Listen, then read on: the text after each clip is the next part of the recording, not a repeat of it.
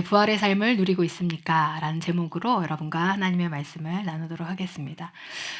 오늘 본문 말씀은 기독교 신앙에 있어서 가장 핵심이 된다 할 수 있는 부활 신앙의 내용을 기록한 말씀이라 할 수 있습니다.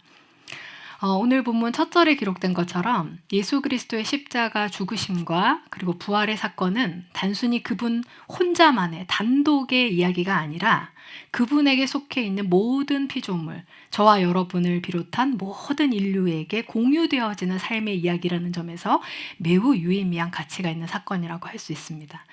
특별히 오늘 본문 21절, 22절에 기록되어 있는 아담과 그리스도의 비교, 대조를 통해서 우리가 확인할 수 있는 바는 첫사람 아담이 인류 역사에 열어놓은 그 인생의 결론, 죄를 선택함으로써 하나님의 형상성이 다 망가진 채로 살아가는 그 인간성의 말로가 무엇인지가 십자가에서 드러나게 됐다면, 반대로 부활이라는 사건을 통해서 우리는 이 하나님의 형상성이 훼손되지 않은 참 인간성에 발현되는 생은 어떤 삶인가라는 것을 확인할 수 있습니다. 이 부활의 이해에 있어서 좀 중요한 것은요, 많은 분들이 부활은 내가 죽고 나면, 그러면 그때 나도 예수님처럼 부활하겠지? 그리고 이제 인생의 마지막 때가 오게 되면 예수님께서 재림하시는 그 마지막 날이 오면 그때 우리 모두는 부활하겠지? 라고 하는 이 부활에 대한 이해를 미래의 시점에 국한시켜 놓는 경향이 많이 있거든요. 그런데 성경에서 말하는 이 부활은요, 그때에 가서 이루어질 것의 이 의미를 넘어서서 그 종말의 시점에 이루어질 그 부활의 능력이 지금 이 현실 세계를 뚫고 들어와서 이미 실효되었다, 이미 효력을 발생시키고 있다, 그것을 누리며 살아라 라는 메시지가 우리에게 던져졌다는 거예요. 근데 참 아쉬운 것은 제가 봤을 때 많은 크리스찬들이 지금 이 현실 가운데서 효력을 발휘하고 있는 부활의 능력을 제대로 누리면서 살지 못하는 경우가 많은 것 같아요. 그래서 크리스천으로 산다고 하지만 남들보다 교회 한 번 더 나오고 남들보다 조금 더 양보하고 조금 더 착하게 살려고 노력하는 그 수준에 머무르는 것이지, 정말 그분이 우리에게 주셨다고 하는 이 부활의 생명력, 이 원초적으로 막 활동력 있는 그 놀라운 능력이 우리에게 막 생동감 있게 누려지지는 못하는 것이 참 안타까운 현실이 아닌가, 이런 생각을 해봅니다. 그래서 이 시간에 정말 우리에게 이미 선취되었다고 하는 이 부활의 능력이 무엇인가, 그 의미와 가치를 알아보고 이제 그것이 내 삶의 이야기가 됐습니다 라고 고백할 수 있는 그런 은혜의 시간이 되기를 축복합니다. 자, 부활, 이 말 자체는 다시 태어남을 말하는 거잖아요. 근데 이 다시 태어남의 그 의미, 그리고 그것이 말하는 구체적인 삶의 내용을 알기 위해서는 먼저 이 부활이라고 하는 사건 이전에 선행되어야 하는 두 가지 사건에 대한 이해가 필요합니다. 첫 번째는 처음 태어남입니다. 다시 태어남 이전에 처음 태어남이라는 게 있어야 다시 태어남이 있을 거 아니에요, 그죠? 그러면 첫 태어남, 이 창조라는 것의 가치, 그 의미와 목적을 우리가 알아야 할 거고요. 그래서 여기에서 어떤 연유로든 우리가 무엇으로 인해서든 떨어지게 된, 죽음으로 우리의 삶에 초래되게 된 이 안 좋은 결과, 그리고 거기서부터 구원받은 그 상태에서 회복되게 된 다시 태어남이라는 이 의미에 대해서 우리가 제대로 알 수 있는 그러한 시간을 가져보려고 합니다.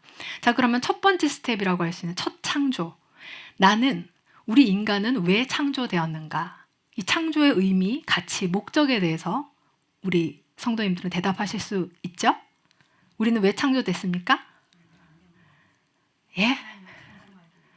예. 그동안 저는 무엇을 설교했을까요? 예. 당신은 여러분 사랑받기 위해 태어났다고 제가 입이 마르고 닳도록 얘기했지만 앞으로도 무궁무진하게 입이 닳도록 얘기하도록 하겠습니다. 여러분, 우리 인간의 창조의 목적을 알려면 우리를 창조하신 그분에 대한 이해가 필요해요. 창조자 하나님이 어떤 분이신가? 이 창조자 하나님은 삼위일체의 하나님이라 했습니다. 성부 하나님, 성자 하나님, 성령 하나님, 삼위의 고유한 위격을 가지신 세 분의 하나님이 일로서 존재한다 해서 삼위일체라고 말씀드렸잖아요. 그런데 이 삼이 어떻게 삼이 아니라 일로 존재할 수 있는가에 대한 원리에 대해서는 제가 페리코레시스라고 해서 상호 내주, 상호 침투, 상호 순환, 상호 교통이라는 의미로 이것이 가능하다고 설명드렸습니다. 조금 더 쉽게 풀어서 말씀드리면 내가 나됨을 벗어던지고 상대에게로 뚜벅뚜벅 걸어 들어가는, 나에게 걸어오는 상대의 위격을 받아주기 위해서 나를 온전히 비워내는, 그렇게 나를 내어주고 상대를 받는, 이것이 온전하게 이루어지는 이 세 분의 공동체성, 이 온전한 사랑의 관계성을 통해서 이분은 삼위일로 존재하고 역사하시는 분이라는 거예요. 근데 이 삼위의 하나님께서 이 완전한 연합 속에, 사랑의 공동체성, 관계성 속에서 완전한 충만을 누리셨어요. 이 상태는 부족과 결핍이 없는 상태입니다. 그런데 오히려 너무너무 넘쳐 흐르는 이 사랑을 주체할 수 없어서 이 세 분이 무엇을 생각하셨느냐? 야, 우리가 누리는, 이 셋이서 누리는 이 아름다운 사랑의 기쁨을 또 다른 누군가와 함께 누릴 수 있으면 얼마나 좋을까? 그렇게 해서 창조된 존재, 하나님의 사랑의 대상이요, 하나님과 그 온전한 연합성을 이룰 수 있는 관계의 대상으로서 세움받은 것이 저와 여러분의 존재라는 거예요. 제가 이 부분에 대해서는 이 부부관계를 통해서 비유로 설명드렸던 기억이 나는데요. 사랑하는 남녀가 있어요. 이 둘이 너무 뜨겁게 사랑했어요. 그래서 결혼해서 부부가 되고 가정을 이뤘습니다. 자, 그러면 이 가정 가운데 내가 사랑하는 배우자에게 나를 온전히 내어주고, 그래서 그를 온전히 받아주고, 둘이지만 하나로서 존재하는 이 일심동체의 삶이 이루어지는 이 온전한 사랑의 완전체, 이 관계성 속에서 부족해서가 아니라, 결핍되어서가 아니라, 너무 좋아, 너무 좋아, 이 좋은 걸 당신과 나를 닮은 그 누군가와 함께 나눌 수 있으면 더 좋지 않을까? 그렇게 해서 생겨난 것이 자녀라는 존재잖아요. 자, 그렇다고 한다면 여러분, 삼위의 하나님께서 서로를 사랑하시는 이 사랑 안에는 누군가가 다른 위격이 한 위격을 향하여서 야, 내 자리 비워놔, 이렇게 강압적이고 무력적인 방법으로 그 의지를 발현시키신 것이 아니라, 이 삼위의 하나님 모두가 다 공통적으로 자유의지를 가지고, 자발성을 가지고 내가 너에게 나를 내어줄래, 내가 너를 온전히 받을래 라고 하는 이 아름다운 사랑의 연합성이 생겨난 것이거든요. 자, 그렇다면 이 사랑의 대상으로서, 이 관계를 함께 누릴 관계의 대상으로서 저와 여러분이 지어졌다면, 그러면 우리의 존재 역시도 자율적으로 자유의지를 가지고 이 하나님 앞에 반응할 수 있는 인격적인 존재로 지음받는다는 건 너무 자명한 사실 아니겠습니까? 자, 그런데 여기에는 문제가 있어요. 우리의 수준이 삼위의 하나님처럼 성숙된 수준이 아니기 때문에, 삼위의 하나님께서 언제나 누리시는 그 온전한 사랑의 선용, 자유의지의 선용으로 인해서 사랑의 연합됨으로 나아가는 그러한 선택지만 있는 것이 아니라 반대되는 경우의 수도 감수해야 된다는 거죠. 부모가 자식을 낳을 때 어떤 마음을 품습니까? 어떤 그림을 그립니까? 이 아이가 태어나면 엄마의 눈을 맞추고 아빠의 눈을 맞추고 방긋방긋 웃으며 우리는 정서적인 교감을 하겠지. 어느 시점이 지나서 이 아이가 말이 트이게 되면 엄마, 아빠 할 때 그 마음이 얼마나 행복할까. 그리고 조금 더 지나서 우리가 같이 말을 나누고 마음을 나누고 그렇게 꿈과 모든 계획들을 함께 나누는 그 함께하는 삶이 얼마나 행복할까. 부모는 그 꿈을 꾸고 자녀를 낳지만 사실 자녀가 그렇게 계속해서 자라준다는 보장이 있습니까? 없습니까? 없죠. 언젠가 이 아이가 자라서 부모를 향해서 막 대들고 반항하기도 하고 집을 뛰쳐나가기도 하고 부모 가슴에 대못을 박는 그런 아픈 상처를 주기도 할 그 모든 위험 부담을 감수하고서 낳는 것이 바로 이 자녀를 맞아들이는 부모의 마음이잖아요.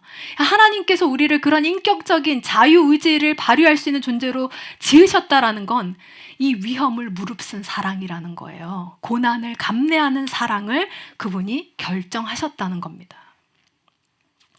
제가 며칠 전에 인터넷상에서 남인혜 교수님이라고 하는 분이 엄마가 사춘기 딸한테 쓴 그 책을 이렇게 중간에 한 부분을 읽어주시는 걸 들었거든요. 그래서 여러분한테 한번 읽어드리려고 가져와 봤어요. 내 아가, 네가 어떻게 그래? 네가 어떻게 나한테 이래? 내 살을 찢어 너를 낳았어. 물론 네가 낳아달라고는 안 했지. 내 30대와 40대를 바쳐 너를 키웠어. 그래, 물론 네가 바치라고는 안 했지. 난 제일 싼 생리대를 쓰면서도 네 순면 생리대는 손빨래 했어. 너는 불편하다고 짜증냈지만. 내 옷은 못 사도 너는 철마다 예쁘게 입혔어. 넌 알지도 못할 거야. 네 아빠 밥은 못 차려도 네가 좋아하는 반찬은 어떻게든 준비했어. 너는 당연하다고 생각하지. 네가 웃으면 내 세상이 덩달아 웃었어. 어린 노똥오줌 다 받아내면서도 나는 임금을 섬기는 내시의 심정으로 상궁의 기쁨으로 살았어. 그런데 어떻게 이래? 나한테 어떻게 이래? 어떻게 나한테 눈을 흘기고 어떻게 나한테 소리 지르고 어떻게 나를 미워할 수가 있어? 너는 그러면 안 되잖아. 나한테 그러면 안 되는 거잖아. 그런데 말이야, 나도 힘들어. 정말 힘들어. 어디 가서 소리를 빽빽 지르고 싶어. 나도 힘들다고. 너만 사람이냐? 나도 사람이다. 아이가 사춘기를 처음 겪어서 힘들다고들 하는데 저만 처음이야? 나도 처음이야. 기저귀 갈기도 처음이었고 신생아 목욕도 처음이었고 종이장 같은 손톱 깎아주는 것도 처음이었어. 숨을 잘 쉬나 안 쉬나 밤새 들여다본 것도 처음이었고 유치원 입학식도 초등학교 졸업식도 다 처음이었어. 너는 내 모든 경험의 처음이었고 처음 사랑이었어. 그래서 엄마도 힘들어. 그러니까 사춘기인 내 아이야, 엄마 좀 봐줘. 살살 해줘. 엄마잖아. 엄마 좀 봐줘. 예, 제가 이 글을 읽으면서 참 마음이 먹먹해져 왔어요. 육신의 부모님도 생각이 났고 하나님 아버지가 많이 생각났어요. 제가 하나님 앞에서 뭐가 그렇게 당당했는지, 내 인생에 일어난 모든 불행이 다 하나님 탓인 것처럼 그렇게 하나님 향해서 소리 지르고 화내고 짜증 부리고 원망하고 불평했던 그 사춘기 딸 같은 나를 보실 때 우리 하나님 아버지 마음이 어떠셨을까? 상미야, 네가 어떻게 나한테 이래? 내가 너 어떻게 키웠는데 이래? 내가 너를 어떤 마음으로 낳았는데 이래? 그 하나님의 마음을 한순간 참 제대로 헤아린 적 없구나. 내가 그런 마음이 들었거든요. 그런데 여러분, 우리 모든 인류는 그렇게 아담 이래로 하나님 앞에서 사춘기 딸아이처럼, 사춘기 아들처럼 그런 인생을 걸어왔습니다.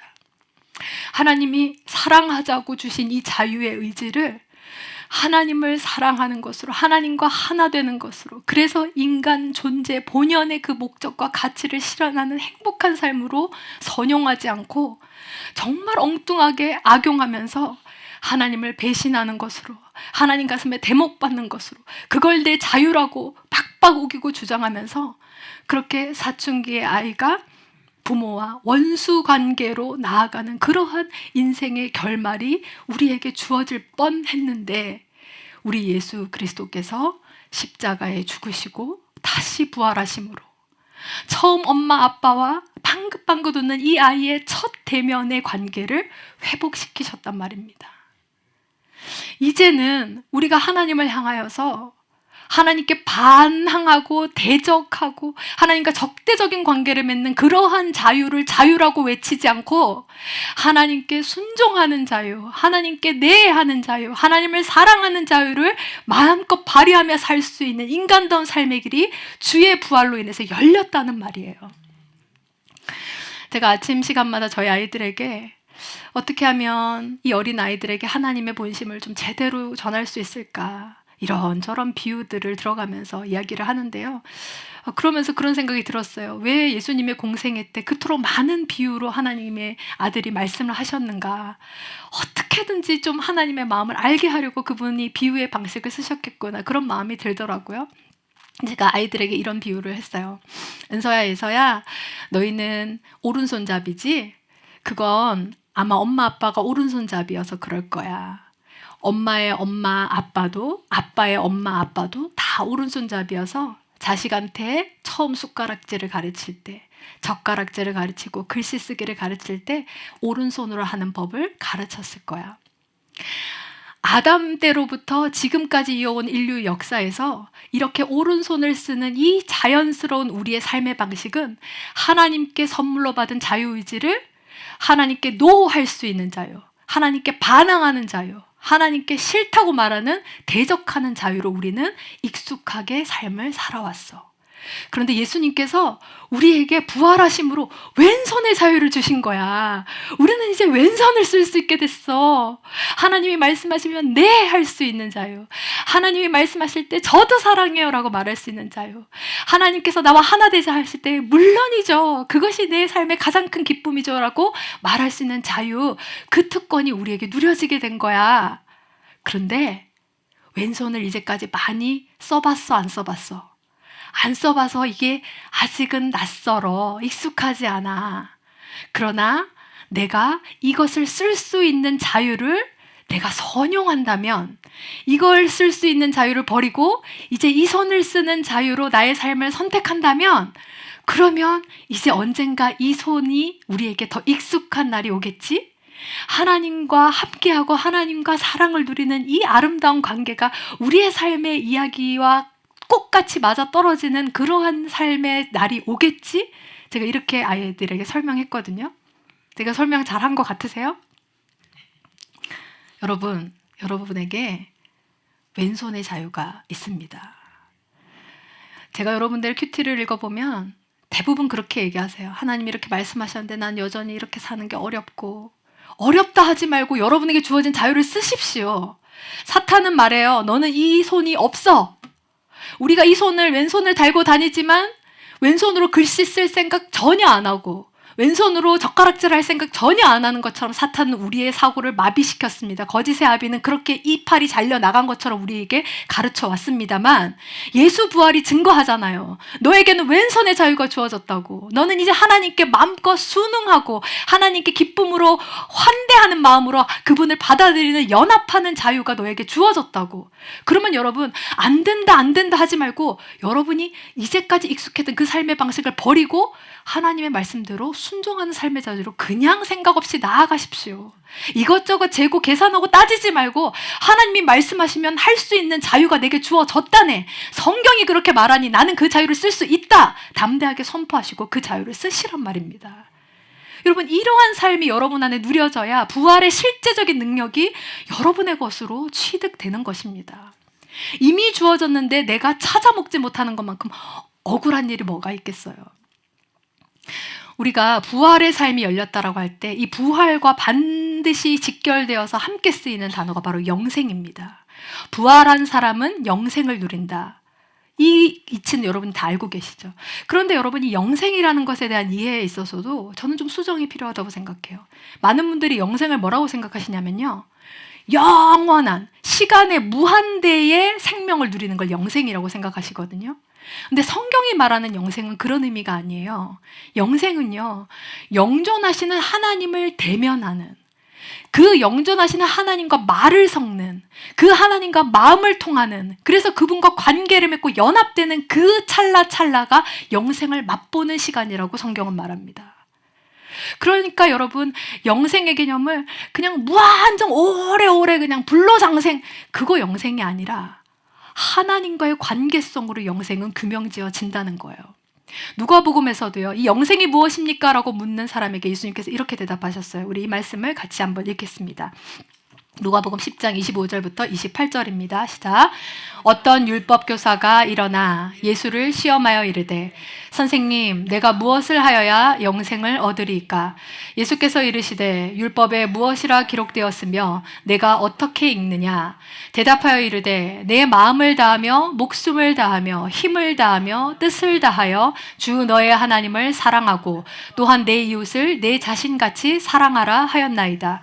예수께서 이르시되, 내 대답이 옳도다. 이를 행하라. 그러면 살리라 하시니. 아멘.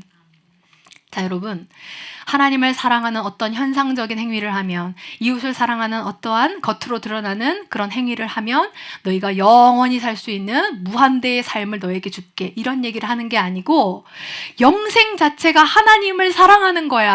하나님과 관계 맺는 그 삶의 순간들이 영생을 맛보는 거고, 그것이 순간으로 찰나로 누려지는 게 아니라 너희의 전체의 삶이 된다면 그것이 바로 영생을 누리는 삶인 거다라고 말씀하신다는 거예요. 이 영생의 삶을 누리는 사람에게는 자연스럽게 드러나는 또 다른 양태가 이웃을 사랑하는 것으로 드러나게 되는 것이다. 그래서 여러분, 이 스텝 세 가지를 순서를 헷갈리시면 안 돼요. 첫 번째는 우리의 존재의 가치이자 목적인 하나님과의 관계성, 하나님을 사랑하는 것이 먼저 선행되어야 됩니다. 그러면 여기에서 뭐가 발생이 되느냐?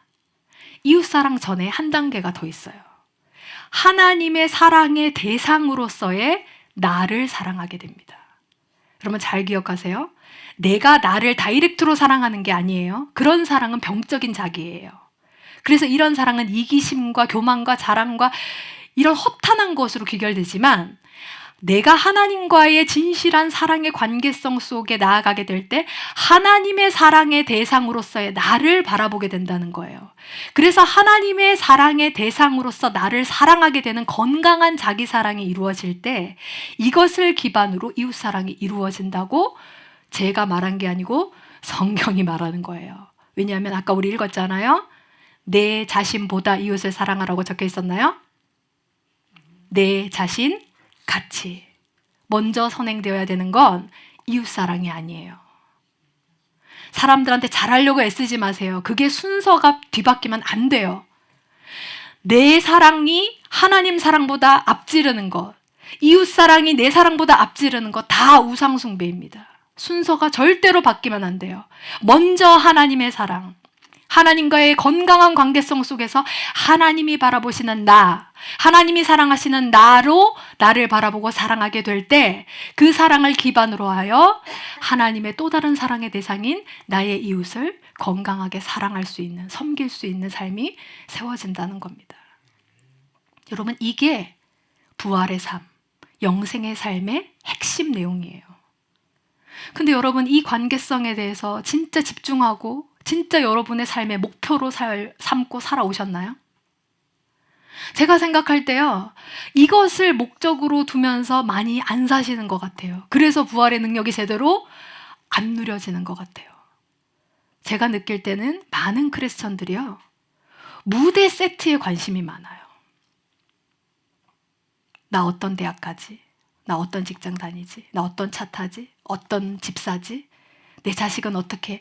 그 모든 것은 다 무대 세트거든요. 근데 여러분, 드라마, 영화 이런 거 보세요. 무대 세트가 별로 안 중요해요. 의리의리한 대저택, 막 호화로운 별장, 거기서 두 남녀가 싸우는 장면이 나왔어요. 그거 하이라이트 씬 될 수 있습니까? 그러나 다 쓰러져가는 기와집 처마 밑에서라도 두 남녀가 서로 눈을 마주보고 마음을 나누고 말이 통하고, 그래서 그 온전한 네가 나고 내가 너인 그 하나 되는 연합이 이루어지는 그 사랑의 봉신, 그 사랑의 키스신, 여러분, 그것이 진짜 그 영화, 드라마의 하이라이트 씬 아닌가요? 근데 여러분은 왜 이렇게 무대 장치를 자꾸만 집중을 하시는 거예요? 이거 조금 더 멋져야 되는데, 이거 좀 더 큰 걸로 바꿔야 되는데, 고쳐야 되는데, 여러분의 삶의 이야기에서 무엇이 중심이 되어야 되는지를 하나님께서 말씀하시는 거예요. 너와 나의 관계성, 이것 외의 모든 것은 다 지나갈 것이다. 천지가 없어져도 남는 진리 한 가지, 너와 나의 사랑의 관계성, 내가 너를 지은 참된 목적. 너 왜 여기에 시선을 안 두고 엉뚱한데 네 온 존재를 걸고 살아? 거기에 일희일비하며 살아. 여러분, 부활의 능력은 멀리 있는 게 아니에요. 지금 이 현실 가운데 나를 찾아와 난 너를 내 사랑의 대상으로 지었다. 삼위의 하나님만 누릴 수 있는 그 놀라운 관계의 연합성을 너와도 누리려고 내가 너를 창조하였다. 그 어마어마한 영생의 삶 가운데 우리를 초대하신 하나님이 더 이상 민망해지지 않으시도록, 가슴 아프시지 않으시도록 우리가 이제는 제대로 응답하는 삶을 누려야 되지 않겠습니까? 사랑하는 하본교회 성도 여러분, 부활의 능력은 멀리 있는 것이 아니라 이 땅에서 무대 세트 열심히 바꾸고 고치고 하다가 나중에 다 늙어 죽고 나서 그때 뭔가가 이루어지는 게 아니라 지금 오늘을 살아가는 이 현실 가운데 하나님과 나는 오늘 어떠한 관계성을 누리고 있는가? 여러분이 처해 있는 직장, 여러분이 처해 있는 가정, 여러분이 처해 있는 삶의 관계들, 그 모든 것은 다 하나님과의 관계성을 누릴 수 있는 그냥 세트인 거예요. 버스 안에서 주인공들이 사랑을 누릴 수 있나요, 없나요? 있죠. 들판에서 누릴 수 있고요. 초막에서 누릴 수 있고 궁궐에서 누릴 수 있어요. 그래서 찬송가 가사에서 그렇게 고백을 하잖아요. 초막이나 궁궐이나 내 주 예수 모신 것이 그 어디나 하늘나라. 천국은 멀리 있는 것이 아니라니까요.